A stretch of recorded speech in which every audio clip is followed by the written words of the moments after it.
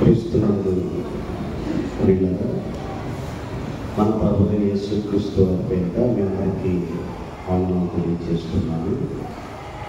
అలాగే వేదికపై ఉన్నటువంటి దైవ సేవకులందరికీ కూడా హృదయపూర్వకంగా ఆ శుభములు వందనాలు తెలియజేస్తున్నాను. ఈ మధ్యాహ్న కాలంలో మరొక చక్కటి అంశాన్ని మనం తెలుసుకోబోతున్నాం. బ్రతుకునిచ్చిన దేవుడు బ్రతకటం నేర్పించలేదా?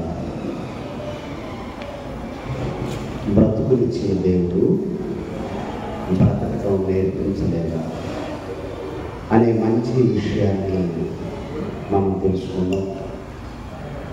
దేవుని సహాయాన్ని కోరుకుంటూ ప్రార్థనతో ప్రారంభించుకుందాం. మమ్మల్ని మిక్కిలిగా ప్రేమించిన తండ్రి, ఘనమైన మహోన్నతమైన మీ నామానికి మా హృదయపూర్వక కృతజ్ఞతాస్తుతులు చెల్లిస్తున్నాము. రాత్రి కాలంలో మా జీవితాలకు సంబంధించిన మా శ్వాసతో జీవితం ఎలా ప్రారంభమైందో, జన్మం ఎలా ప్రారంభమైందో మంచి మాటలు తెలియచేసి మీరు మహిమ పొందారు. అలాగే మధ్యాహ్న కాలంలో కూడా తండ్రి మీదైన జ్ఞానాన్ని అభ్యసిస్తుండగా మీ ఆత్మతోడు సహాయం మాకు అనుగ్రహించమని క్రీస్తు నామాన్ని ప్రార్థనలుచున్నాము తండ్రి. ఆమేన్. ప్రియులారా, ఈ జీవితాన్ని, ఈ బ్రతుకును దేవుడే ఇచ్చాడు. ఎందుకంటే ఒక మనిషికి బ్రతుకునివ్వటం అనేది చాలా కష్టంతో కూడింది.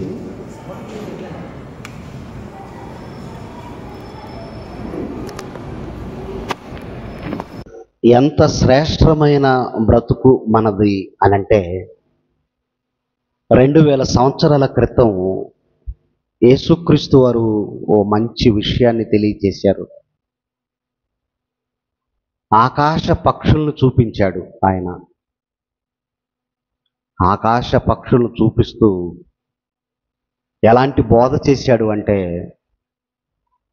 ఆకాశ పక్షులను చూడండి, అవి విత్తవు, కోయవు, కొట్లల్లో కూర్చుకొనవు, అయినను అన్నాడు. మళ్ళా అయినను ఎందుకు? అయితే ఏంటి?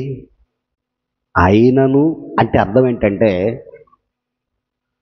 దేవుడే మా పోషకుడు అని జీవరాశులన్నీ ఆయన మీద ఆధారపడుతున్నాయి. ఏ పక్షి అయినా, ఏ జంతువు అయినా, ఏ జీవరాశి అయినా రేపటిని గురించి చింతిస్తున్నట్లు, ఆ రేపటిని గురించి చింతించేటట్లు మనకు కనిపించదు. ఒక పక్షి ఎక్కడైనా ఒక గూటిలో ఉండి దిగులు పడుతున్నట్లుగా, చింతపడుతున్నట్లుగా మీరు చూడగలరా? రేపు మాకు ఆహారం ఎలా, రేపు మేము ఎలా బ్రతకాలి, జీవితాంతం మేము ఎలా పోషించుకోవాలి అన్న ఆలోచనలు వాటికి లేవు.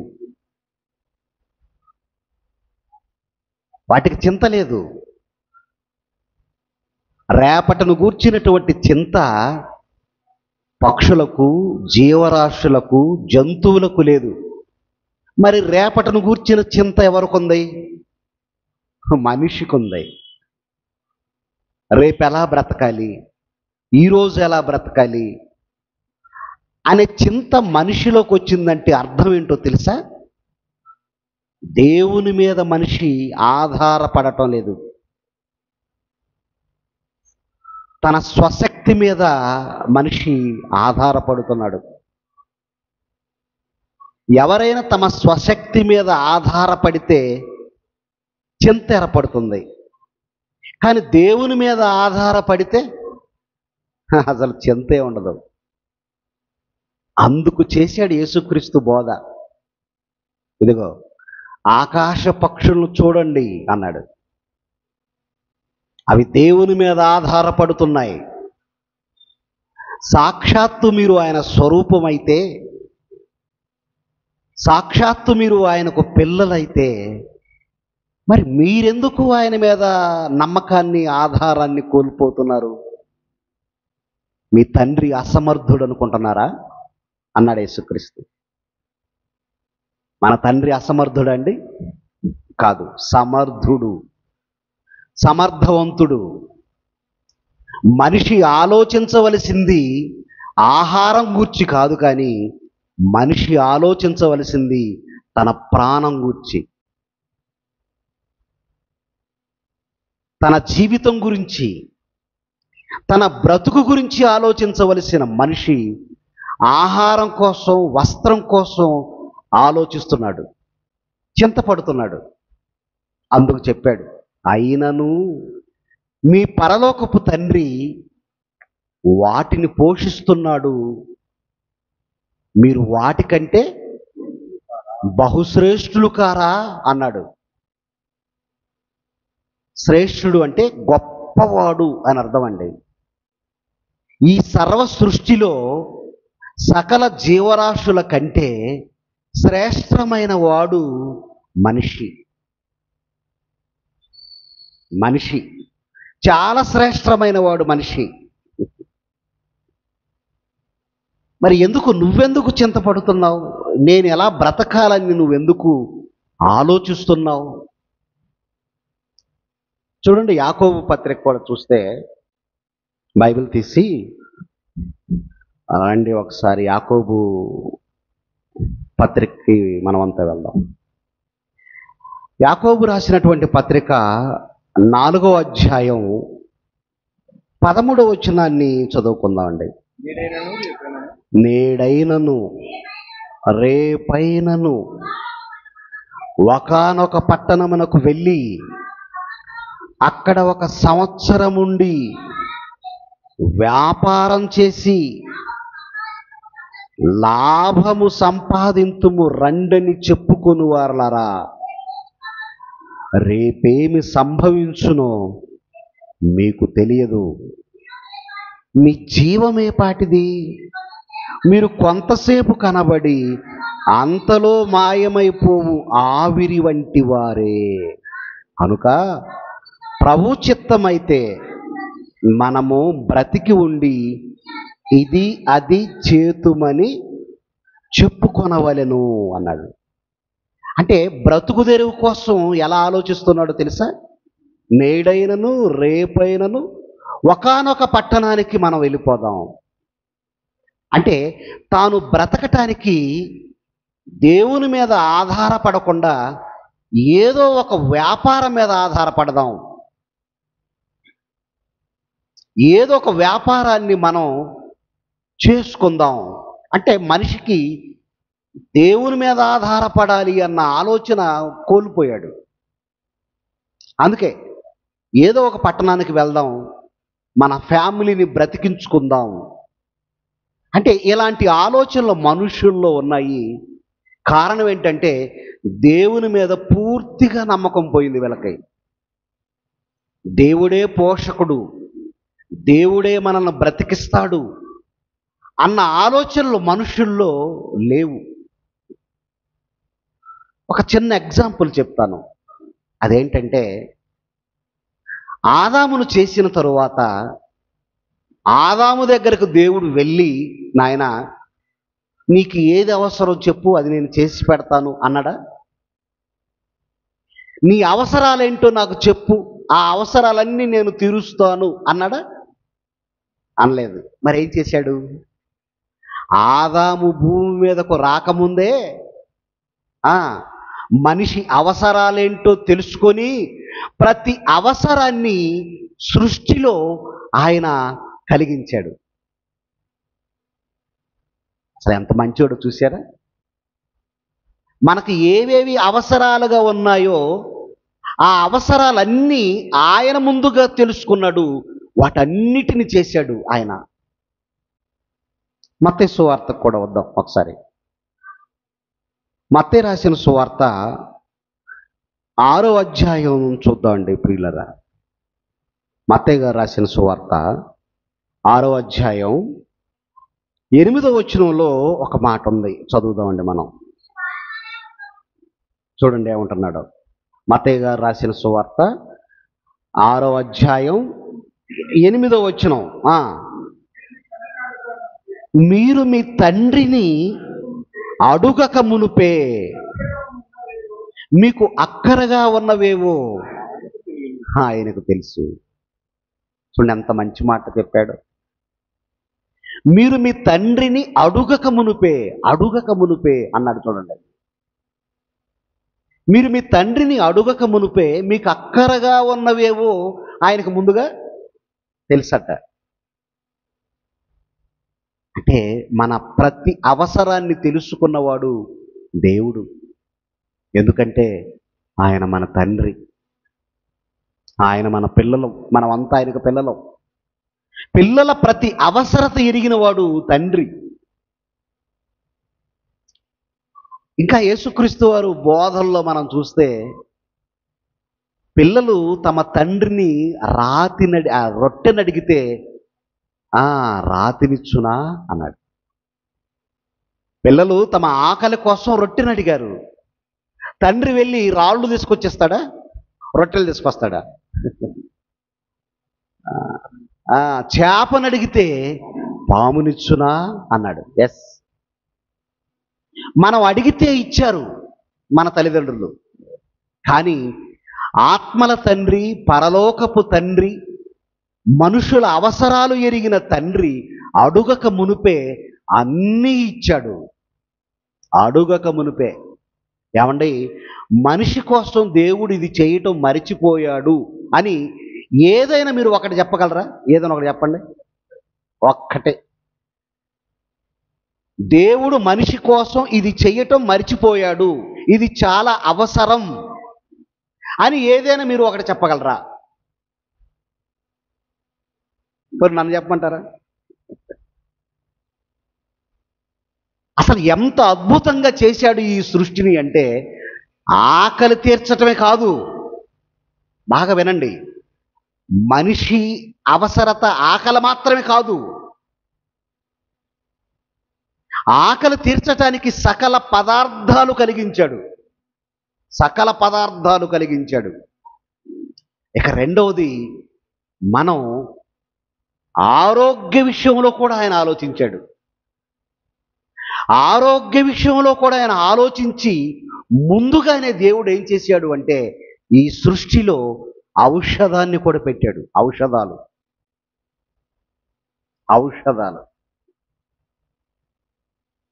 కొన్ని చెప్తాను, మరి మనకు కూడా అవసరమే. అవి అవసరమే కదండి, అవసరమే.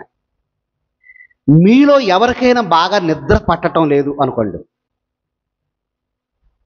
ఇప్పుడు చాలామందికి 100% మనిషిని వేధిస్తున్న సమస్య ఏంటంటే నిద్రలేమి.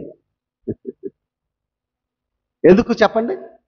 కుటుంబంలో ఎన్నో సమస్యలు, భార్యతో ఎన్నో సమస్యలు, పిల్లలతో ఎన్నో సమస్యలు, అప్పులు వాడి గొడవ, పొలం పండలేదు, పంట చేతికి రాలేదు, ఒంట్లో ఆరోగ్యం లేదు కదా. అవును, ఎన్నో సమస్యలు. రాజకీయ నాయకుడికి సమస్యలున్నాయి, ఉపాధ్యాయులకి సమస్యలున్నాయి, అవునా, తల్లిదండ్రులకు సమస్యలున్నాయి, వ్యాపారవేత్తలకు సమస్యలున్నాయి. సమస్య లేని మానవుడు ఎవరు? అసలు ప్రతి మనిషి సమస్యల సుడిగుండంలో కొట్టుకుపోతున్నాడు, ఇబ్బంది పడుతున్నాడు. మరి ఈ సమస్య వేధిస్తున్నప్పుడు మనిషికి ఎలా ఉంటుంది? మీరు ఏసీ ఆన్ చేసిన నిద్ర పట్టదు, తెలుసా అండి? ఎందుకు? సమస్య ఎక్కడుంది? బుర్రలో ఉంది. ఇక నిద్ర ఎలా పడుతుంది? మనిషి సమస్యలతో సతమతమైపోతాడని తెలుసుకున్న ఆ దేవుడు దానికి ఒక సొల్యూషన్ ఏర్పరిచాడు. మీ నిద్రకు ఆయన ఒక చక్కటి దివ్య ఔషధం ఈ సృష్టిలో కలిగించాడు. అదేంటో తెలుసా? నిత్యము మీరు చూస్తూనే ఉంటారు, కానీ నా సమస్యకు ఇది మందా అన్న సంగతి మీకు తెలీదు. అరే, నా కంటికి కనపడుతుంది, ఇది నా సమస్యకు మందా? ఇంతకాలం నాకు తెలియదే అనుకుంటారు. మీకు నిద్రకు భంగం కలగకుండా ఉండటానికి, మీరు ప్రశాంతంగా నిద్రపోవటానికి ఆయన ఏం చేశాడో తెలుసా? కొత్తిమీరను పుట్టించాడు. రాసుకోండి, కొత్తిమీర. ఉదయాన్నే మీరు పరగడుపుతో కొత్తిమీర జ్యూస్ తీసుకోండి. కొద్ది కాలం మీరు కొత్తిమీర జ్యూస్ తీసుకున్న తర్వాత నాకు కాల్ చేయండి. ఏమన్నా నిద్ర పడుతుందని కాల్ చేయండి. నిద్ర పడుతుంది అంతే. అంటే అందులో మెల్టోనిన్ అనే ఒక హార్మోన్ ఉంటుందట. హార్మోన్ పేరేంటి? మెల్టోనిన్.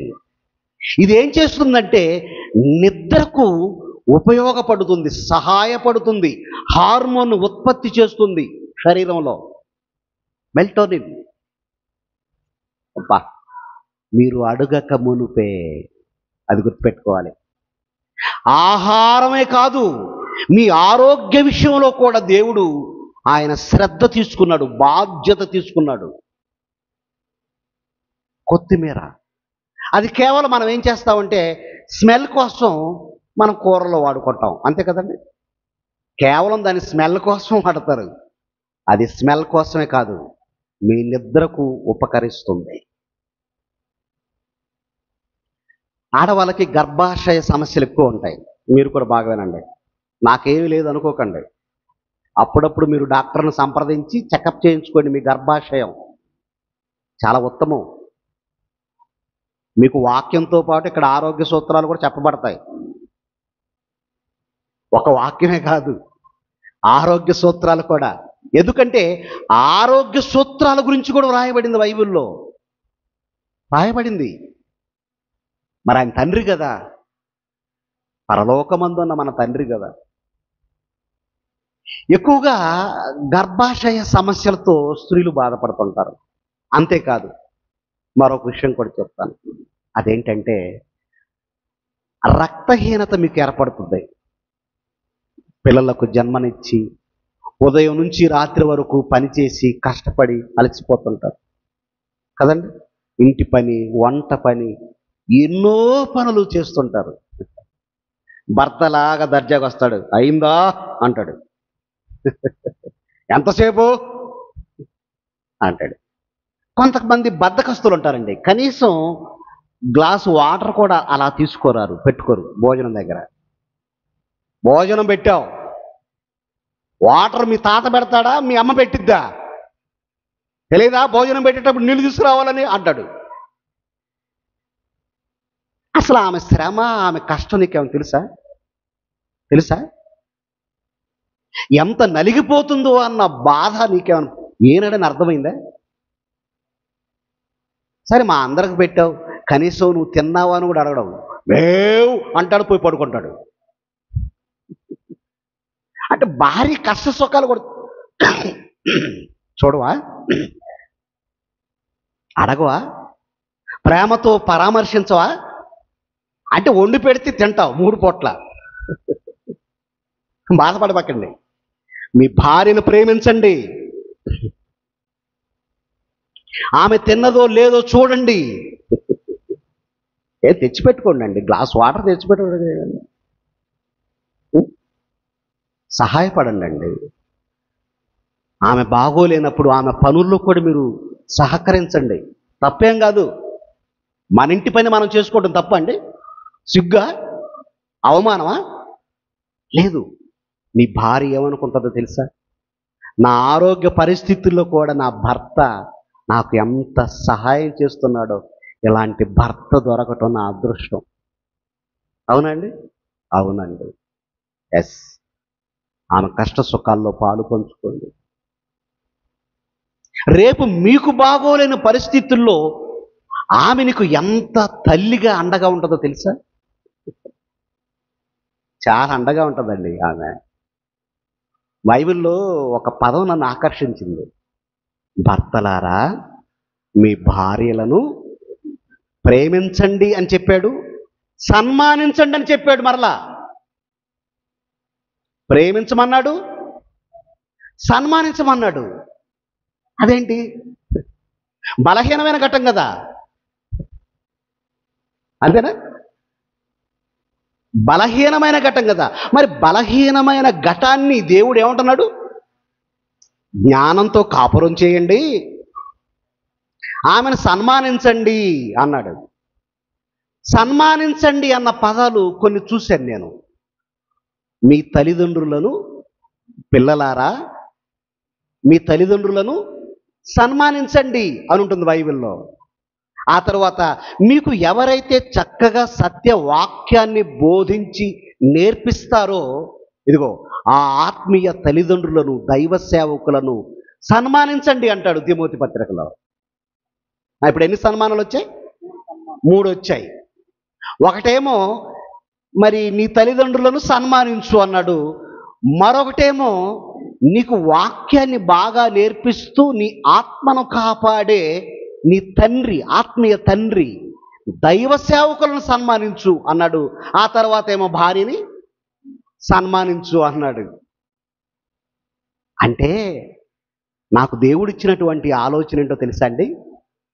నీ తల్లిని సన్మానించు అన్నాడు అంటే నీ భార్యను కూడా సన్మానించు అంటున్నాడంటే అర్థం ఏంటంటే, తల్లి తర్వాత పోస్ట్, తల్లి తర్వాత స్థానం మరొక తల్లి భార్య. కాదని ఎవరైనా చెప్పగలరా? కాదు అండి. ఏమంటే ఇది కాదండి అని చెప్పగలరా? కాకపోతే ఎందుకు సన్మానించమంటాడు? నీకు ఎంత ఉపచారం చేస్తుందో తెలుసా? నీ తల్లి చేయలేని పని నీ భార్య చేస్తుంది, తెలుసా అండి? కొన్ని పనులు చేయటానికి తల్లి రాదండి. ఎందుకు? చిన్నప్పుడైతే చేసింది. మరి నువ్వు వయసుకు వచ్చిన తర్వాత, పెద్దవాడు అయిన తర్వాత ఆమె ఎలా చేస్తుంది? చేస్తుందా? చేయలేదు. మరి ఆ సమయంలో ఆ పనులు ఎవరు చేస్తారు అంటే భార్య చేస్తుంది. ఒక్క భార్య మాత్రమే చేస్తుంది. నీకు స్నానం చేయించడం కానీ, భోజనం పెట్టడం కానీ, బట్టలు మార్చడం కానీ, నువ్వు కాసేపు నిద్రపోయేంత వరకు విసునగరతో విసురుతుంది. అంటే తల్లి తర్వాత మరో తల్లి నీ భార్య. కొట్టకండి ఆమెని, నిందించకండి, చంపకండి ఆమెను, అదనపు కట్నం కోసం ఆమెను వేధించకండి. తెలియదండి, వాక్యం తెలియదండి. ప్రేమించు నాయన, నీ భార్యను ప్రేమించు, నీ భార్యను సన్మానించు అన్నాడు. భర్త ఆకలి ఎరిగేది భార్య, తెలుసంటే ఆకలి ఎరుగుతుంది. ఇలా మనం ఆలోచిస్తుంటే అన్ని అవసరతలు ఎరిగినవాడు ఎవరయ్యా అంటే దేవుడు. ఆయన భార్య కంటే కూడా గొప్పవాడు, ఆయన తల్లిదండ్రుల కంటే కూడా గొప్పవాడు, దైవ సేవకుల కంటే కూడా గొప్పవాడు. ఆయన పుట్టక ముందే ప్రతి అవసరం ఎరిగాడు ఆయన. కొంతమందికి అనీజీగా ఉంటుంది కదండి, ఈ స్టమక్ అంతా అనీజీగా ఉంటుంది, గ్యాస్ ఫామ్ అవుతూ ఉంటుంది. టైంలో తింటే అరగదు, అంతేనా? మరి ఏం చేయాలి? దానికోసం కూడా ఆలోచించాడు దేవుడు. ఏం ఆలోచించాడు చెప్పమంటారా? మీరు తిన్నటువంటి ఫుడ్ తొందరగా అరిగిపోవటానికి, జీర్ణం కావటానికి ఆయన ఏం చేశాడు అంటే ఒక మంచి జామ పండును పెట్టాడు. అరిగిపోతుంది తొందరగా. మంచి పండు, మంచి పండు పండింది, అది తినేశారనుకోండి తొందరగా జీర్ణం అయిపోతుంది. లేదంటే బాగా పండినటువంటి బొప్పాయి పండు ఎంత సహాయపడతాయో తెలుసా? నీ ఇబ్బందిని అంతటిని ఒక 5 మినిట్స్లో కొట్టేస్తుంది. చూడండి ఎలా సేద తీరుస్తున్నాడో ఆయన. ఆయన భూమి మీదకి వచ్చి ఏంది నాయన కడుపు ఉబ్బరంగా ఉందా, కడుపు నొప్పిగా ఉందా ఇలా అడగడు. వాటిని తన లక్షణాలను ఏం చేశాడు అంటే సృష్టిలో పెట్టాడు. తన అదృశ్య లక్షణాలు ఎక్కడ పెట్టాడు? సృష్టిలో. నిత్యశక్తి, దేవత్వం అన్నాడు ఈ సృష్టిలో పెట్టాడు ఆయన. కనుకండి ఏదైనా మీకు అనీజీగా ఉంటే ఏం చేయాలంటే మంచి ఒక జామ పండు మీరు అసలు తప్పనిసరిగా తీసుకోవాలి. ఎందుకంటే ఒక 10 యాపిల్తో సమానం ఒక్క జామ పండు. ఒక్క జామ పండు 10 యాపిల్తో సమానం. అలాగే గోంగూర, అక్కడ ఆగిపోయాం, గర్భాశయం దగ్గర ఆగిపోయాం. గోంగూర కషాయాలాగా తీసుకోవచ్చండి. అది అంత గోంగూర తీసుకొని వాటర్లో ఉడికించుకొని ఆ వాటర్ మీరు తాగేయచ్చు, డైలీ తీసుకోవచ్చు. అసలు మీకు గర్భాశయం సమస్యలే ఉండవు. ఎందుకంటే దాంట్లో ఐరన్ కంటెంట్ ఎక్కువగా ఉంటుంది. గోంగూర చాలామంది చేదరించుకుంటారు గోంగూర అంటే. చాలామంది గ్యాస్ ఫామ్ అవుతున్నప్పుడు ఏం చేస్తారండి? ప్యాంటాప్ డి వాడతారు, ర్యాంటాక్ వాడతారు, ఇంకా కొంచెం కాస్ట్లీ ఏదైనా ఉంటే అది వాడతారు. పోనీ వంకాయ కూర తినండి, మీ గ్యాస్ ట్రబుల్కి విరుగుడు కూర అది వంకాయ కూర. వంకాయ కూర ఒకటి, దోసకాయ కూర ఒకటి, బీరకాయ కూర ఒకటి ఏం చేస్తుందో తెలుసా? మీ కడుపులో ఉన్నటువంటి ఉబ్బరాన్ని, గ్యాస్ని తొలగిస్తుంది. వంకాయ కింగ్ అంటారు దాన్ని కూరగాయల్లో. వంకాయని కింగ్, రాజు. తినాలి మీరు. తినకపోతే అట్లా కొంతమంది కూరగాయలు తినరండి. కూరగాయలు తినని వాళ్ళకి ఎలా ఉంటుందో తెలుసా? స్టమక్ ఎలా ఉంటుంది. తినాలి, కూరగాయలు ఎక్కువ తినాలి. కొంచెం మీడియంగా తినండి. ఏదైనా తినాలనుకుంటే కొంచెం మీడియంగా తినండి, మరి అతిగా తిన్నా ప్రమాదం. ఓకే, బ్రతుకునిచ్చిన దేవుడు బ్రతకటం నేర్పలేదా అని అంటే చరిత్రకారులందరూ కూడా మనిషి బ్రతుకు గురించి సరిగా వివరణ ఇవ్వలేదు. ఏదో ఆయన ఒక ఆవాస జీవి అన్నారు. తొలి మానవుడు ఎవరట? ఆవాస జీవి. అంటే ఎక్కడ ఆహారం ఉంటుందో అక్కడ ఆవాసాన్ని ఏర్పాటు చేసుకునేవాడు, అక్కడ లభించినటువంటి ఆహారాన్ని తీసుకునేవాడు, సంచారం చేసేవాడు అన్నారు చరిత్రకారులు. సంచార జీవి, ఆవాస జీవి. అంతేకాదు, తొలి మానవుడు అంత వివేకవంతుడు కూడా కాడు అన్నారు. తొలి మానవుడు అట వివేకవంతుడు కాడట. ఎందుకంటే బట్టలు సరిగా కట్టుకోవటం రాదట, భాష సరిగా రాదట, ఆ తరువాత మరి ఎలాంటి ఆహార పదార్థాలు తినాలో కూడా తెలియదట. ఆది మానవుడు పచ్చి మాంసం తినేవాడట. ఇది చరిత్ర అండి. ఇది పచ్చి మాంసాన్ని తినేవాడట. అంటే తొలి మానవుడి ఆహార పద్ధతులు, తొలి మానవుడి ఆహారపు అలవాట్లు, వాటి విషయమై చరిత్ర తప్పు చెప్పింది. ఇప్పుడు బైబిల్లోకి వద్దాం రండి ఒకసారి. యెషయా గ్రంథం కొన్ని వచనాలు చూసుకొని మిమ్మల్ని ఆది కాండంలోకి తీసుకెళ్తాను. యెషయా గ్రంథం 41వ అధ్యాయం 21 చూద్దాం ప్రియులారా. యెషయా గ్రంథం అందరూ చూడండి, 41వ అధ్యాయం 21 ఏమంటున్నాడు? వ్యాజ్యమాడుడని యెహోవా అనుచున్నాడు, మీ రుజువు చూపించుడని యాకోబు రాజు చెప్పుచున్నాడు. జరగబో వాటిని విషదపరచి మా ఎదుట తెలియజెప్పుడి, పూర్వమైన వాటిని విషదపరచుడి. మేము ఆలోచించి వాటి ఫలము తెలుసుకున్నట్లు వాటిని మాకు తెలియజెప్పుడి. లేని ఎడల రాగల వాటిని మాకు తెలియజెప్పుడి. ఇక మీదట రాబోవు సంగతులను తెలియజెప్పుడి అంటున్నాడు. ఎంత మంచి మాటలు చూశారండి. ఒక పౌరుషంతో కూడిన మాటలు రాయబడ్డా చూడండి. పౌరుషాగ్ని. దేవునికి దయ ఒకటే కాదండి, ఎవరైనా అజ్ఞానంగా మాట్లాడితే పౌరుషంతో కూడిన మాటలు కూడా మాట్లాడతాడు ఆయన. ఎలాంటి పౌరుషంతో కూడిన మాటలంటే, వ్యాజ్యమాడుడని యెహోవా ఆనుచున్నాడు అంటున్నాడు. దాని అర్థం ఏంటంటే, చరిత్రకారులను నిలదీయండి అంటున్నాడు.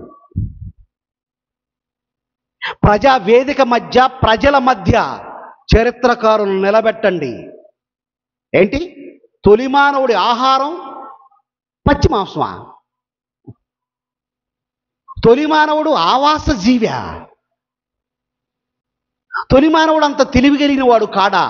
ఎవడు అన్న ఆ చరిత్రకారుడు, ఆ హిస్టోరియన్ ఎవరో? ప్రజల మధ్య నిలబెట్టండి, వ్యాజ్యమాడండి అంటున్నాడు. వ్యాజ్యమాడటం అంటే కర్ర కత్తి గొడ్డలు తీసుకొని బయలుదేరటం కాదు. ఇదిగో ఆయుధం, ఈ ఆయుధాన్ని తీసుకొని నిలబడండి అన్నాడు. ఖడ్గం అండి ఇది. ఈ ఖడ్గానికి ఎవడైనా తెగిపోవలసిందే, ఎవడైనా తెగిపోతాడు. కానీ ఈ ఆయుధాన్ని మనం సరిగా వాడట్లా. వాడుతున్నామండి? ఈ ఆయుధాన్ని వాడుతున్నావా? వరి కోతలకి కొడవలు వాడతారు, చెట్లు నరకడానికి గొడ్డళ్ళు రంపాలు వాడతారు, ఆయుధాలు. అజ్ఞానంగా మాట్లాడే వారికి దీన్ని మీరు ఆయుధంగా వాడన్నాడు దేవుడు. తెలివిగా మాట్లాడండి అన్నాడు. మరి ఇది మనకు చదవటం వస్తే మాట్లాడగలం. దీన్ని మనం అసలు నేర్చుకోకపోతే, దీన్ని అభ్యసించకపోతే ఏం మాట్లాడగలం చెప్పండి? ఏదైనా మనం మాట్లాడగలమా? మాట్లాడలేమండి. మనిషి కోతి నుండి వచ్చాడు అని అన్నాడు డార్విన్, అన్నాడు కోతి నుండి వచ్చాడు అన్నారు. అనగానే ఎవరైనా మీతో మాట్లాడుతున్నప్పుడు ఒక్క నిమిషం ఆగండి, నేను సురేష్ బ్రదర్ గారికి ఫోన్ చేసి చెప్తాను అంటావా? దేవుడు నీకు ఒక అవకాశం ఇచ్చి వాక్యం నేర్పించాలని మంచి మనసుతో ఆయన ఉంటే, వాక్యం నేర్చుకోవాలనే ఉద్దేశం లేకపోతే ఎవరు మాత్రం ఏం చేయగలరు చెప్పండి? నేర్చుకోవాలండి మనం. జీవితకాలమంతా ఈ గ్రంథాన్ని చదువుకోవాలి, జీవితకాలమంతా ఈ గ్రంథాన్ని నేర్చుకోవాలి. జీవితకాలమంతా నాకంతా తెలిసినట్టుకుంటూ కుదరదు, నాకేమీ తెలియదు అన్నట్టు కూర్చోవాలి బైబిల్ దగ్గర ఎప్పుడు కూడా. ఒక సేవకుడైనా, ఒక విశ్వాసి అయినా, నాకేం తెలియదు నాయన, నువ్వు పరమ గురువువి, నేను నీ విద్యార్థిని, నీ కుమారుణ్ణి, నాకు నేర్పించు. అలా ఎవరైతే ఆసక్తితో, వినయ విధేయతలతో దేవుడి దగ్గర కూర్చుంటారో, దేవుడు తన మాటలు వారికే నేర్పిస్తాడు, వారికే అందిస్తాడు. వ్యాజ్యమాడుడి అంటున్నాడు. వ్యాజ్యము అంటే ఏంటో తెలుసా అండి? పోట్లాడు అంటున్నాడు. ఈ జ్ఞానాన్ని చేతబట్టి పోట్లాడు అంటున్నాడు. ప్రశ్నించు అంటున్నాడు దేవుడు. ప్రశ్నించు. ప్రశ్నించేది ఒక విప్లవకారుడే కాదు, ఒక క్రైస్తవుడు అసలు ప్రశ్నించేవాడు. వ్యాజ్యమాడుడని యెహోవా అనుచున్నాడు, మీ చరిత్రకున్న రుజువులేంటో చూపించుడని యాకోబు రాజు చెప్పుచున్నాడు. జరగబో వాటిని విషదపరిచి మా ఎదుట తెలియజెప్పుడి అంటున్నాడు. నువ్వు చెప్పే వాటికి చరిత్ర అనుకుంటే ఆ చరిత్రకు రుజువులు ఉండాలి. మనిషి కోతి నుండి వచ్చాడా? రుజువులు చూపించు. మనిషి ఆవాస జీవా? విషదపరచు. వ్యాజ్యమాడు అంటున్నాడు దేవుడు. అంటే ఎంత సబ్జెక్ట్ ఉంది బైబిల్లో, ఏమనండి? ఎంత మహాజ్ఞానం భద్రపరచబడింది బైబిల్లో. మహాజ్ఞానం భద్రపరచబడింది. ఏమండి, ఒక విషయం చెప్తాను. ఒకవేళ మనిషి కోతి నుండే గనక వస్తే, ప్రమాదం జరిగినప్పుడు, యాక్సిడెంట్ జరిగినప్పుడు కోతి రక్తాన్ని ఎందుకు ఎక్కించరు? ఇది నా ప్రశ్న. ఎక్కించాలి కదండి.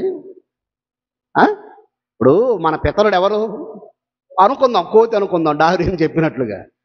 మరి మన పితరుడు కోతి అయినప్పుడు, వానరుడైనప్పుడు, మరి ఆయన బ్లడ్ ఎందుకు ఎక్కించరు? దాని బ్లడ్ ఎందుకు ఎక్కించరు? ఒకవేళ పొరపాటున అలా చేశారనుకోండి, మనిషి చచ్చిపోతాడు. చచ్చిపోతాడండి. మనిషికి మనిషి రక్తమే సహాయపడుతుంది తప్ప జంతువుల రక్తం సహాయపడదు. చచ్చిపోతాడు. అందుకే అంటున్నాడు, రుజువులు చూపించు, విషదపరచు అంటున్నాడు దేవుడు, వ్యాజ్యమాడు అంటున్నాడు దేవుడు, వ్యాజ్యమాడు. 48వ అధ్యాయం యెషయా గ్రంథం 48వ అధ్యాయం 3వ వచనాన్ని చదువుదామండి. 48 3వ వచనం.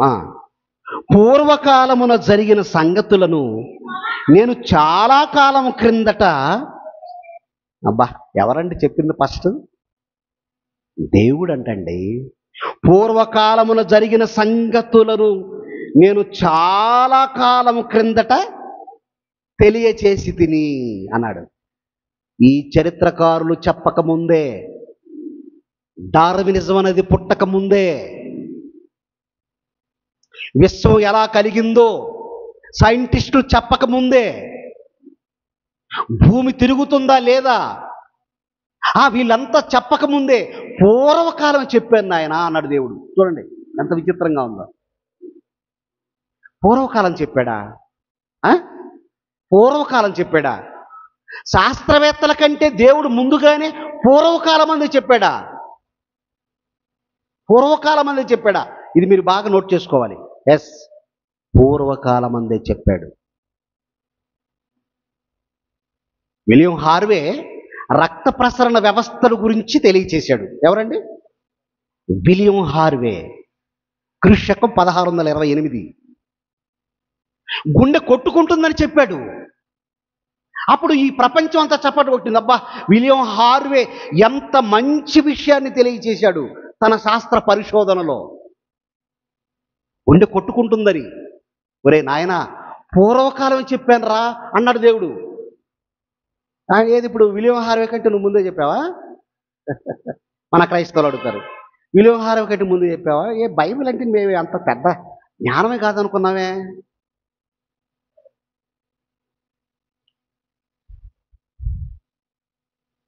షో బైబిల్ అనేది మన సంఖలో జస్ట్ ఆదివారం షో అంతే. ఏనాడైనా దాన్ని చదవాలని మనసు వచ్చిందా? దాన్ని నేర్చుకోవాలని మనసు వచ్చిందా? ఆదివారం ఆరాధన అయిపోగానే ఏమంటారు? నా బైబిల్ మీకు కనిపించిందా అంటారు. చూడండి ఎంత విచిత్రమో. నా బైబిల్ మీకు ఏమైనా దొరికిందా?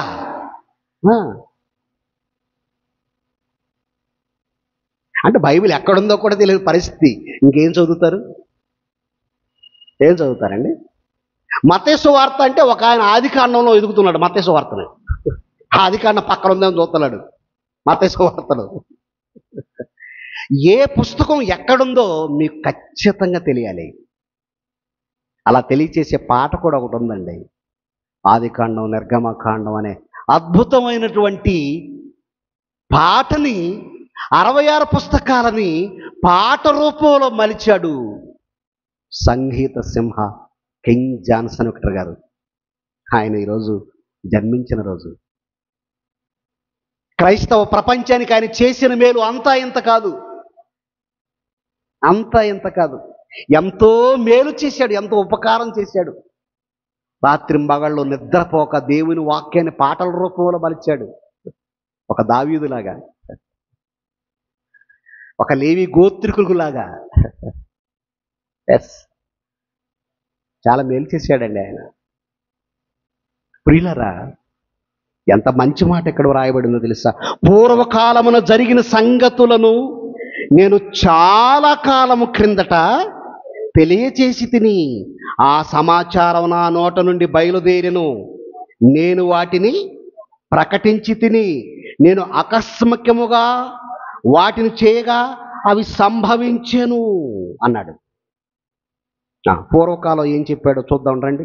ఇర్మీయా గ్రంథం 4వ అధ్యాయం 19వ వచనం చూడండి ప్రియులరా. ఇర్మీయా గ్రంథం 4వ అధ్యాయం 19వ వచనం. నా కడుపు నా అంతరంగములో నాకెంతో వేదనగా ఉన్నది. నా గుండె నరములు నా గుండె కొట్టుకొనుచున్నది, తాళలేను. సరే, నా గుండె కొట్టుకొనుచున్నది. విలియం హార్వే కంటే ముందుగానే పూర్వకాలం తన సంగతులు చెప్పాడా? చెప్పాడు. దాన్ని మనం పట్టించుకోలేదు, దాన్ని మనం చదవలేదు. ఒకవేళ చదివిన డౌటు. గుండె కొట్టుకుంటుంది అని విలియం హార్వే కంటే ముందుగా చెప్పిన వాడు దేవుడు. ఎందుకంటేనండి, అసలు గుండెను చేసిందే ఆయన, ఆ గుండెకు లయ శబ్దాలు ఇచ్చింది ఆయన. ఇలాంటి సంగతులు పూర్వకాలంలోనే నేను చెప్పాను నాయన. నక్షత్రాలు కదులుతున్నాయని పూర్వకాలమే చెప్పాను నాయన. భూమి గుండ్రంగా ఉంటుందని పూర్వకాలమే చెప్పాను నాయన. పూర్వకాలమే చెప్పాను నాయన. పూర్వకాలమే చెప్పాను నాయన. మనం చదువుకోలేదు. ఓకేనండి, మరొక సంగతిని కూడా చూద్దాం. యెషయా గ్రంథం 46వ అధ్యాయం. యెషయా గ్రంథం 46వ అధ్యాయం 9-10 వచనాలు చూడండి దయచేసి. 9-10. చాలా పూర్వమున జరిగిన వాటిని జ్ఞాపకం చేసుకోండి. దేవుడను నేనే, మరి ఏ దేవుడును లేడు. నాకులాగా చెప్పినవాడు మరెవడు లేడు. ఒక విశ్వం ఎలా పుట్టిందో, అది ఎలా ఏర్పడిందో నాకులాగా చెప్పినవాడు లేడు. అది ఎలా కలిగించానో నాకులాగా చెప్పినవాడు లేడు. రుజువులతో చెప్తాను అన్నాడు, విశదపరిచి చెప్తాను అన్నాడు. మనిషి జీవితం గురించి కానీ బ్రతుకు గురించి కానీ ఆధారాలతో చెప్పినవాడు దేవుడు, బైబిల్లో ఉన్న దేవుడు. ఎంత మంచి మాట అండి. దేవుడను నేనే, మరి ఏ దేవుడును లేడు. నేను దేవుడను, నన్ను పోలిన వాడెవడను లేడు. నన్ను పోలిన వాడెవడను లేడు. నా ఆలోచన నిలుచుననియు, నా చిత్తమంతయు నెరవేర్చుకొనిదని చెప్పుకొనుచు, ఆది నుండి నేనే కలుగబో వాటిని తెలియజేయుచున్నాను. పూర్వకాలము నుండి నేనే ఇంకా జరుగని వాటిని తెలియజేయుచున్నాను అంటున్నాడు. పూర్వకాలము నుంచి జరిగే విషయాలు, జరుగుతున్న విషయాలు, జరగబోయే విషయాలు నేను మాత్రమే చెప్పగలను అంటున్నాడు. నేను మాత్రమే చెప్పగలను. ఎస్, ఆయన మాత్రమే చెప్పగలడు. మరి ఆయన ఎలా చెప్తాడో చూద్దామా? తొలి మానవుడు ఆవాస జీవే. ఒకటి నిలబడండి, పాయింట్ మీద నిలబడండి. తొలి మానవుడు అవివేక, పాయింట్ మీద నిలబడండి. అంటే పచ్చిమాంసం తినేవాడా? తొలి మానవుడికి అసలు బొత్తిగా నాలెడ్జే లేదు అని అంటారా? ఆ పాయింట్ మీద నిలబడండి. ఇప్పుడు మీకు నేను రుజువులతో విశదపరుస్తాను అంటున్నాడు దేవుడు. చూద్దాం రండి, ఆదికాండానికి రండి. ఆదికాండం 2వ అధ్యాయం ప్రియులరా. ఆదికాండము 2వ అధ్యాయము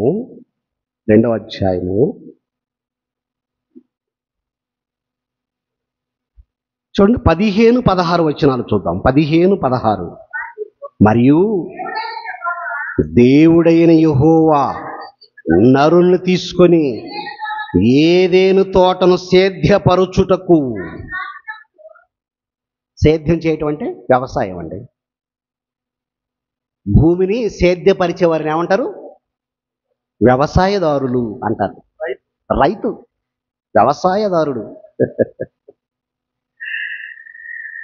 ఒక తోటను వేశాడు. ఆ తోటను సేద్యపరుచుటకు, దానిని కాచుటకును దానిలో ఉంచెను. మరియు దేవుడైన యెహోవా ఈ తోటలో ఉన్న ప్రతి వృక్ష ఫలములను నీవు నిరభ్యంతరంగా తినొచ్చు. అయితే మంచి చెడుల తెలివనిచ్చు వృక్ష ఫలములను తినకూడదు, నీవు వాటిని తిరుదినమున నిశ్చయముగా చచ్చెదవని నరునికి. ఆ, ఈ తోటలో ఉన్న ప్రతి వృక్ష ఫలములను నీవు నిరభ్యంతరంగా తినవచ్చు. అంటే తొలి మానవుడి ఆహార పద్ధతులు, తొలి మానవుని ఆహారపు అలవాట్లు ఏంటయ్యా అనంటే ఫ్రూట్స్. ఆయన ఆహారం ఏంటండి? ఫలాలు, మంచి ఫ్రూట్స్. దేవుడు తొలి మానవుడికి సిద్ధం చేసిన ఆహారం ఏంటయ్యా అని అంటే వడ్ల గింజలు కాదు, వడ్ల బియ్యం కాదు, కొర్రలు, రాగులు, సాములు, అరికలు కాదు, జొన్నలు కాదు. తొలి మానవుడికి సిద్ధపరిచిన తొలి ఆహారం ఫ్రూట్స్, వృక్ష ఫలములు అన్నాడండి. ఏమండి, ఇప్పుడు చెప్తాను వినండి. అసలు ఫ్రూట్స్ ఎంత మంచిదో తెలుసా? ఒక విషయం చెప్తానా? రోగాలు ఎందుకు వచ్చాయండి? రోగాలు ఎందుకు వచ్చాయి? అడ్డమైన ప్రతి తిండి తింటాం. ఎందుకంటే మెత్తడి నాలుక. ఈ నాలుక ఎన్ని రుచులు కోరిదో తెలుసా? అది ఎలా ఉంటుందో, ఇది ఎలా ఉంటుందో, అది ఎలా ఉంటుందో. ఇవన్నీ గొడవ ఎందుకులు కానీ అవన్నీ వెయ్యి తింటాను, తిరేస్తాడు. ఆ తర్వాత ఇబ్బంది పడతాడు. ఆ తర్వాత హాస్పిటల్కి వెళ్ళిపోతాడు. హాస్పిటల్కి వెళ్ళిపోయిన తర్వాత డాక్టర్ గారు ఏమంటాడు తెలుసా? ఏం తిన్నావు అంటాడు మొట్టమొదటిగా. డాక్టర్ గారు అడిగే ప్రశ్న అదే, ఏం తిన్నావు అంటాడు. ఏంటోనండి, అసలు ఆ స్మెల్కి తట్టుకోలేక ఉడకలేదండి, అప్పటికి ఉడకపోయినా కూడా తినేసానండి, ఒక కప్పు తిన్నానండి. మరి ఉడకొద్దా? చూసారా? ఆహారం, రుచులు ఏం చేస్తాయని బైబిల్ చెప్పిందంటే నీ ఆరోగ్యం మీద ప్రభావితం చూపిస్తాయి అన్నాడు. రుచులు, పంచదార అది టేస్ట్ కదండి, చక్కెర బాగుంటుంది, కానీ దానివల్ల చాలా ప్రమాదం ఉంటుంది. సాల్ట్, అది కూడా ప్రమాదం ఉంటుంది. మీకు తెలియదండి. ఎందుకంటే దేవుడు టోటల్గా అన్ని పదార్థాల్లో మిక్స్ చేశాడు ఆయన. గేదెలు తినే గడ్డిలో కూడా సాల్ట్ ఉంటుంది. అడగండి ఎవరైనా డాక్టర్ ఉంటే, అందులో ఆల్రెడీ సాల్ట్ ఉంటుంది. కానీ గేదెకే జబ్బు లేదు. అర్థమైందా? గేదెకి ఐ హాస్పిటల్ ఉందా? లేదు. కుక్కకి హార్ట్ హాస్పిటల్, కార్డియాలజీ ఉందా? లేదు. ఉందా? కిడ్నీ సమస్యలతో బాధపడుతుందని ఏ కుక్క అయినా డాక్టర్ దగ్గరికి వెళ్ళిందా? లేదు. కిడ్నీ హాస్పిటల్ అయినా, కన్ను హాస్పిటల్ అయినా, గుండె హాస్పిటల్ అయినా, ఊపిరితిత్తుల హాస్పిటల్, ప్రతి హాస్పిటల్ మన కోసమే కదండి. హాస్పిటల్ ఎక్కువైపోయాయి. ఆపరేషన్ చేసేటప్పుడు అండి బీపీని కంట్రోల్ చేయాలంటే ఒక మిషన్ తీసుకొస్తారు, దానికి ₹1,00,000 కట్టాలండి. 1,00,000. మీ బీపీని కంట్రోల్ చేయాలి ఆపరేషన్ జరిగే టైంలో. ఆ యంత్రం వాడాలి అంటే నీకు ₹1,00,000 కట్టాలి. ముందే చెప్తాడు డాక్టర్. 1,00,000 అంటాడు. కట్టడమే, చేసేదేముంది? ప్రాణం కాపాడుకోవాలిగా. రైట్. ఆ తర్వాత డాక్టర్ గారు ఏమంటాడంటే, నాయన కొంచెం ఎక్కువగా ఫ్రూట్స్ తీసుకో, కాస్త ఆహ్లాదకరమైన వాతావరణంలో ఉండు అని అంటాడు. ఇక మనం కూడా రోగిని చూడటానికి వెళ్తాం. ఎలా వెళ్తాం చెప్పండి? బజ్జీలో ఒక అరడజను, పునుగులు ఒక అరడజను తీసుకుని వెళ్తామా? లేదు. ఒక పేషెంట్ దగ్గరికి వెళ్ళేటప్పుడు ఏం చేస్తామంటే యాపిల్ తీసుకుంటాం, అరటిపళ్ళు తీసుకుంటాం, దానిమ్మ పళ్ళు తీసుకుంటాం కదండి. చక్కగా మంచి ఫ్రూట్స్ తీసుకుంటాం, పేషెంట్కి ఇస్తాం, మనం బయటకు వచ్చి బజ్జీలు తింటాం. ఆ తర్వాత మనం బెడ్ ఎక్కుతాం. వాడేం చేస్తాడు? వాడు మరలా మనకు ఫ్రూట్స్ తీసుకొస్తాడు. చూడండి, ఆడికే మంచి ఫ్రూట్స్ ఇచ్చావు, నువ్వేం బజ్జీలు తిన్నావు. నువ్వు బెడ్ ఎక్కిన తర్వాత మళ్ళీ వాడు ఫ్రూట్స్ తీసుకొస్తాడు కదండి. అంటే తొలి మానవుడు ఆరోగ్యంగా ఉండాలి, తన అవయవాలని సక్రమంగా పనిచేయాలి. కడుపు శుభ్రంగా ఉంటే శరీరం అంతా ఆరోగ్యంగా ఉంటుంది కదండి. కడుపు శుభ్రంగా లేదనుకోండి, ఆరోగ్యం చాలా దెబ్బతింటుంది, చాలా దెబ్బతింటుంది. పట్టశుభ్రత ఉండాలి. ఆ పట్టశుభ్రత ఉండాలంటే పీచు పదార్థాలు ఎక్కువ తినాలి. పీచు పదార్థాలు ఏంటా పీచు పదార్థాలు? అవే బీరకాయ, దోసకాయ, గోంగూర, ఏమండి బెండకాయ, వండర్ఫుల్ బెండకాయ. పీచు పదార్థాలు ఇవి. రాగి జావా, ఏమండి ఫ్రూట్స్, ఇవన్నీ కూడా అండి పీచు పదార్థాలు.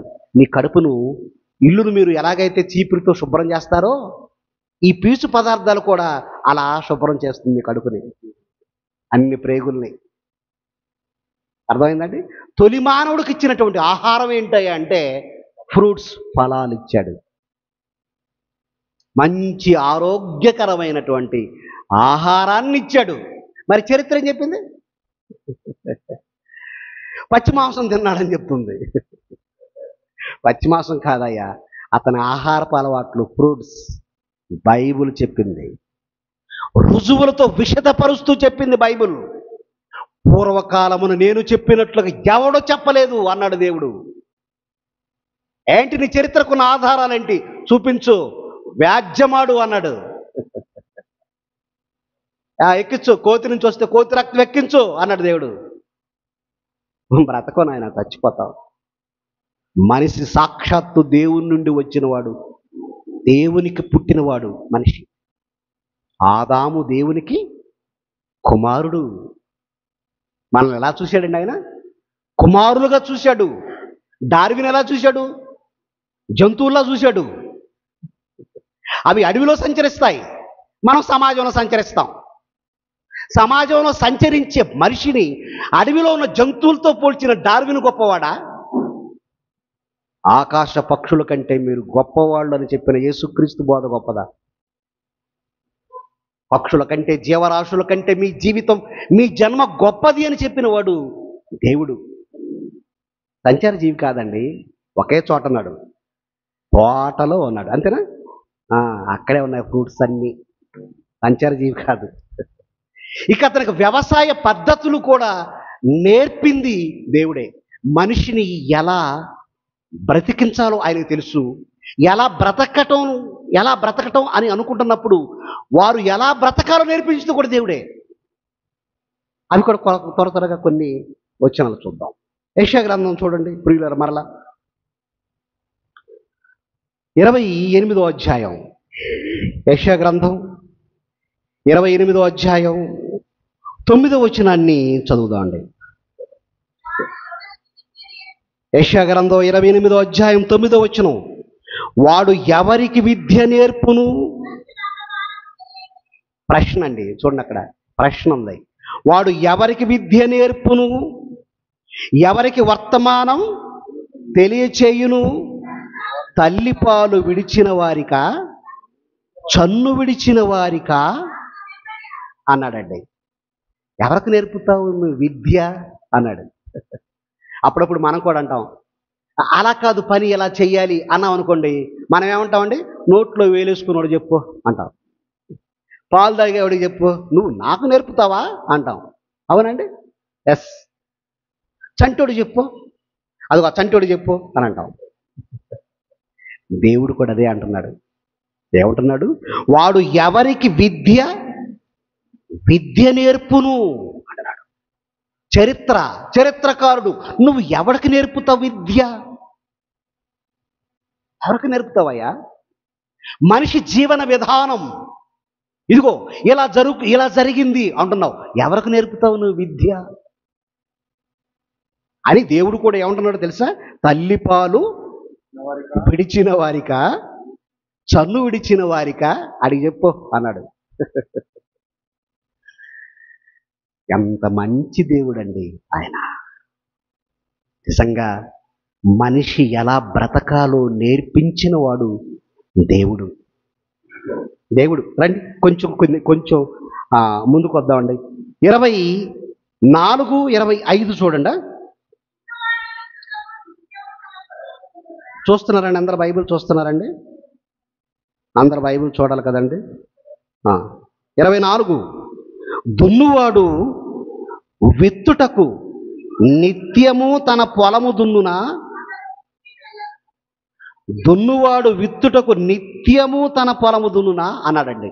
అంటే నిత్యము పొలం దున్నుతాడా? లేదు లేదు లేదు లేదు, ఒక్కసారే. అది లోతుగా దున్నుతాడు.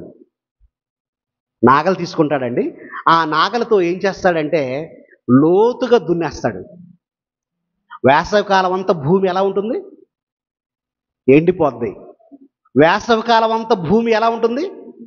బద్దలైపోతుంది, నేల నెరలు కొడుతుంది. దానికి ఆక్సిజన్ అందాలి, ఆ నేలకి ఆక్సిజన్ అందాలి, సారం ఉత్పత్తి అవ్వాలంటే ఏం చేయాలంటే ఈ రైతు ఏం చేస్తాడంటే నాగలతో లోతుగా దున్నేస్తాడు. లోతుగా అలా లోతుగా దున్నినప్పుడు ఏం జరుగుతుందంటే ఇంత పెద్ద పెద్ద పెడ్డలు లేసిపోతూ ఉంటాయి. చూసారా? నాగలతో ఇలా మనం దున్నేటప్పుడు ఇంతంత పెడ్డలు లేస్తాయి. మరి ఆ పెడ్డల్ని ఏం చేస్తాడంటే ఒక ఇంత కర్ర తీసుకొని దుల్లగొడతాడు దాన్ని. అలా నువ్వు శ్రమ పడటం దేవుడు చూశాడు. శ్రమ పడటం చూసి, నాయనా ఎండలో అలసిపోతున్నావు, నీ కండల్లో ఉన్న బలాన్ని రక్తాన్ని ధారపోస్తున్నావు, నీ శ్రామిక శక్తిని నేను చూస్తున్నాను. ఒక్కొక్కరికి 100 ఎకరం పొలం ఉంటుంది, 50 ఎకరం పొలం ఉంటుంది కదండి, 20 ఎకరం పొలం ఉంటుంది. ఆ 20 ఎకరాల పొలాలలో ఆ పొలాన్ని దున్నిన తర్వాత ఆ మట్టి పెడ్డలను దుల్లగొడతాడు. ఎన్ని ఎకరాలను దుల్లగొడతావు? నువ్వు ఇంటికెళ్ళు అన్నాడు.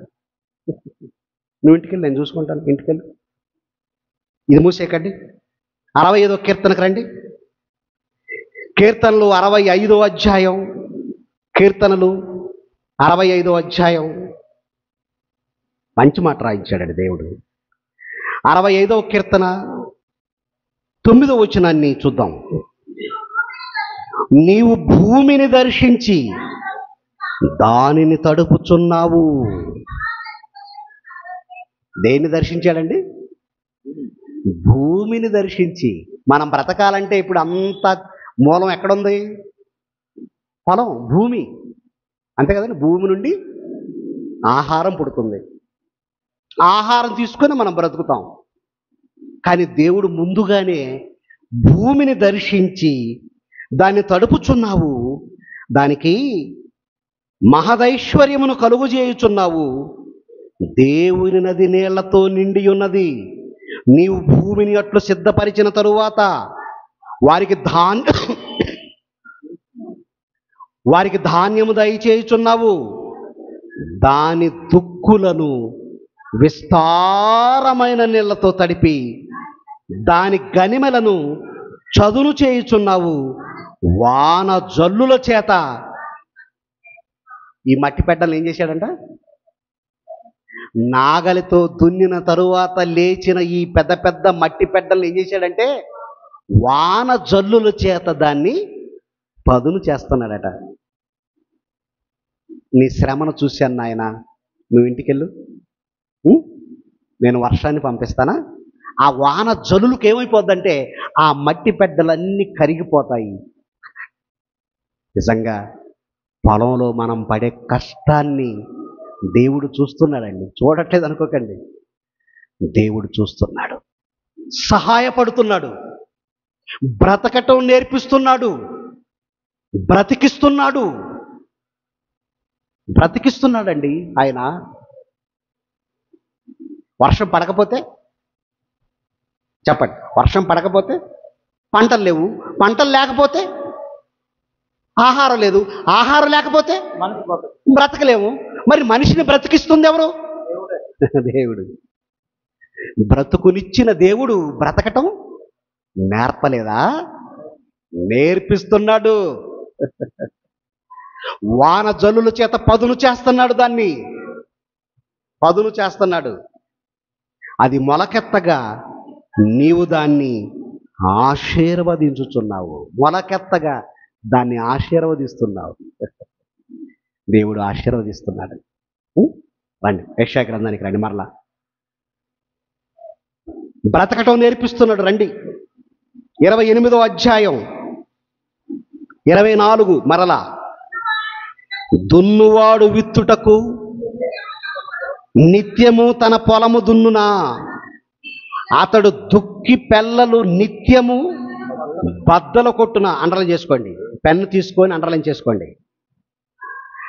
దుక్కి పెళ్ళలను నిత్యము బద్దలు కొట్టున, అతడు నేలను సదును చేసిన తరువాత నల్ల జీలకర్ర చల్లును, తెల్ల జీలకర్ర చల్లును, గోధుమలను వరుసగా విత్తును, ఎవలను తాను ఏర్పరిచిన చేనులో చల్లును, దాని అంచున మిరప మొలకలు వేయును కదా. వాని దేవుడే తగిన క్రమం వానికి నేర్పి ఉన్నాడు. అంటే బ్రతకటం నేర్పిస్తున్నాడు.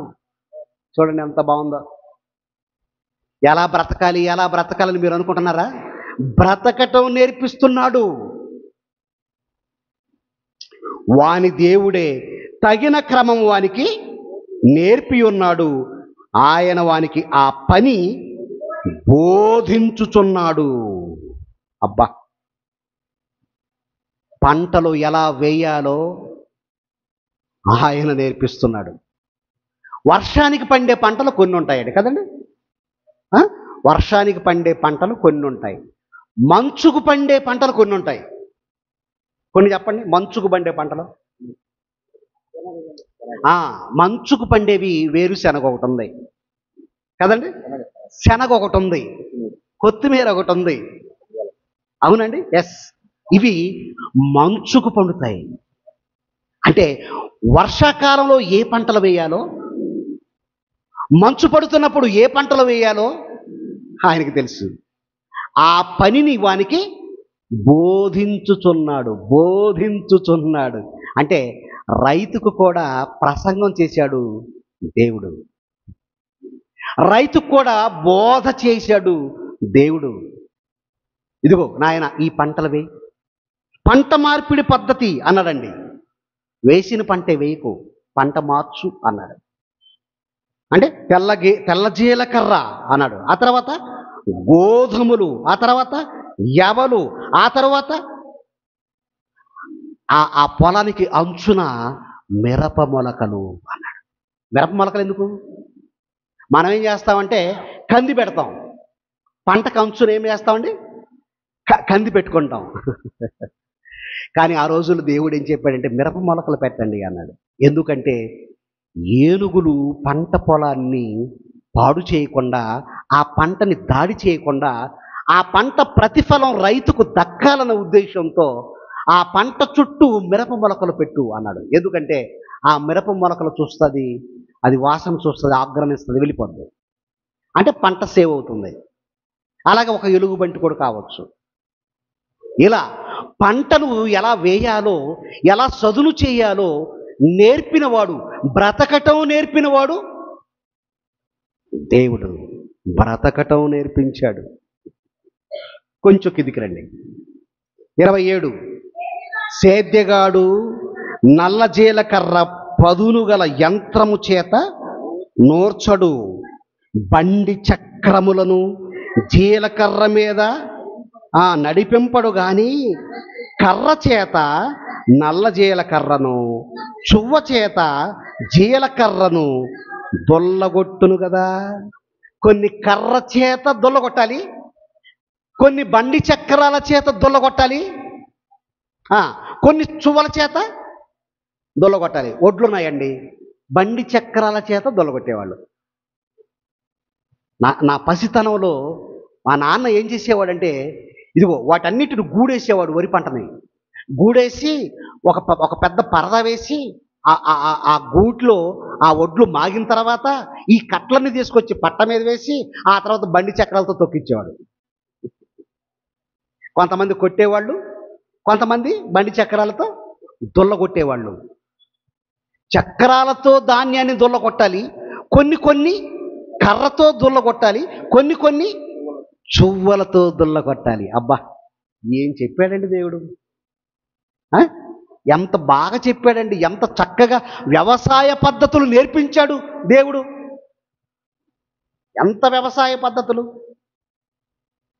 నిజంగా తండ్రికి మనమంతా కృతజ్ఞత చెల్లించవలసిన వారం. ఏమండి? రైట్. మరొక వచనం చూపిస్తాను. మార్కు సువార్త తీయండి. మార్కు సువార్త 4వ అధ్యాయం. మార్కు రాసిన సువార్త 4వ అధ్యాయం 26 నుంచి 29 వరకు. అమ్మా, మార్కు రాసిన సువార్త 4వ అధ్యాయం 26. ఆయన ఒక మనుష్యుడు భూమిలో విత్తనములు చల్లి, ఆ విత్తనాలు చల్లి ఏం చేస్తారండి? చెప్పలే. విత్తనాలు భూమిలో పెట్టావు, ఏం చేస్తావు? నిద్రపోతావు. మరి అంతే, నువ్వు చేసే పని ఏముంది? భూమిలో విత్తనాలు చల్లి ఆ పొలం దగ్గర దుప్పటేసుకొని పడుకుంటావు ఏంటి? ఇక నీ పని అయిపోయింది. భూమిలో విత్తనం చల్లటం వరకే నీ పని అయిపోయింది. ఇంటికి వస్తాడట, రాత్రింబవళ్ళు నిద్రపోతాడట. రాత్రింబవళ్ళు నిద్రపోవచ్చు, మేల్కొరుచు ఉండగా వానికి తెలియని రీతిగా, పెన్ తీసుకుని అండర్లైన్ చేసుకోండి, వానికి తెలియని రీతిగా ఆ విత్తనము మొలచి పెరిగినట్లే దేవుని రాజ్యమున్నది. భూమి మొదట మొలకను. అబ్బా, చూడండి ఎంత క్రమం తీసుకొస్తున్నాడో. భూమిలో నుంచి నువ్వు విత్తిన విత్తనానికి ఓ క్రమ పద్ధతి. భూమి మొదట మొలకను, తర్వాత ఆ మొలకలో వెన్ను అన్నాడు. ఇప్పుడు మనం ఇలా నెటారుకు నిలబడ్డామండి. ఏది సపోర్ట్గా ఉంది? వెన్నెముక. ఒక మొక్క కూడా నిటారుగా నిలబడాలంటే దానికి కూడా వెన్నుంది కదా, వెన్నుంది. మొదట మొలకను, తరువాత వెన్నును, అటు తరువాత ఆ వెన్నులో ముదురు గింజలను తనంతట తానే పుట్టించును. ఆ క్రమాన్ని, ఆ పద్ధతిని, ఆ ధర్మాన్ని దేవుడు అటుకిచ్చాడు, ఆ గింజలకిచ్చాడు. ఇదంతా ఆయన చేస్తున్నాడు. నెక్స్ట్ వచనం. పంట పండినప్పుడు కోతకాలం వచ్చిందని సేద్యగాడు వెంటనే కొడవలి పెట్టి, అబ్బా, ఎప్పుడొచ్చాడు రైతు? మరలా భూమిలో విత్తనం పెట్టాడు, ఇంటికెళ్ళి రాత్రింబవళ్ళు నిద్రపోయాడు. భూమిలో నుంచి మొలకొచ్చింది, మొలకలో నుంచి వెన్ను ఏర్పడింది, వెన్నులో ముదురు గింజలు ఏర్పడ్డాయి, పంట పండింది అని అప్పుడు కొడవలు తీసుకొని వచ్చి పంట మీద కొడవలు వేసాడట. జొన్న కోసాడు, కొర్రలు కోసాడు, వరి కోసాడు, చెరకు కోసాడు, సజ్జలు కోసాడు, కొడవలు వేసి కోసాడు. ఆ కొడవలు వేసి కోసేటప్పుడు అసలు ఈ పంటను ఎలా పండించింది ఎవరు? నా దేవుడు కదా అని ముందు దేవునికి ప్రార్థన చేసి, ఏమండి, ప్రార్థన చేసి పంట మీద కొడవలయ్యాడు. కాంతలేదు, కొయ్యటమే, అమ్ముకోవటమే. అబ్బాయి మార్కెట్ రేట్ ఎంత ఉంది అలా? మార్కెట్ రేట్ ఈరోజు ఎలా ఉంది అని అంటాడు. అదేమాట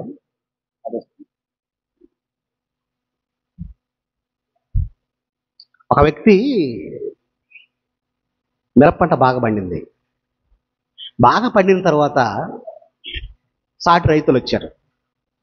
ఏమండి, పంట చాలా బాగా పండింది, ఏం చేశారు అడిగితే అతను ఏం చెప్పాడు తెలుసా?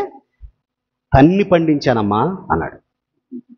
అంటే ఈయన మిరప మొలకలు తంతంటే పండుతుందట. మరొక సంవత్సరం ఏం చేశాడు తెలుసా? ఇంకొంచెం అదనంగా కౌరుకు తీసుకున్నాడు, పొలాన్ని పంట వేశాడు. పంట దారుణంగా దెబ్బతింది. మరలా సాటి రైతులు ఎప్పట్లాగా వచ్చారు. ఏంటి ఈ సంవత్సరం తన్నలేదా అన్నారు. ఈ సంవత్సరం తన్నలేదా? రైతు ఎంత అవివేకంగా మాట్లాడుతున్నాడు చూసారా? నువ్వు తంతే పండదు, దేవుని దయ వల్ల పండుతుంది. కొడవలు వేసి కోసేయటం కాదు, ఆ పంటను ఇచ్చిన ఆ దేవుడు, బ్రతకడం నేర్పించిన ఆ దేవునికి కృతజ్ఞతలు చెల్లిస్తూ ఆయన కోసం బ్రతకాలి. ఓకేనండి? కలుపుసుకోండి. పరిశుద్ధులు తండ్రి, బ్రతుకునిచ్చిన మీరు బ్రతకటం నేర్పించలేదా అని ప్రశ్నిస్తున్నాను.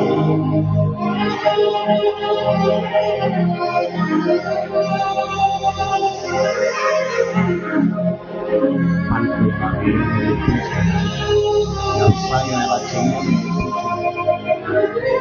బ్రతకటం నేర్పించలేదా? ఈ బ్రతుకుతో నీకోసం చక్కగా బ్రతికే భాగ్యాన్ని నాకు దయచేయండి. రాత్రి వేళ జరగలేదు సభలో కూడా తోడుగా వాక్యం వినాలి. వాక్య ప్రకారంగా నడుచుకుని కృపను ప్రసాదించండి. క్రీస్తు నామాన్ని ప్రార్థించున్నాం.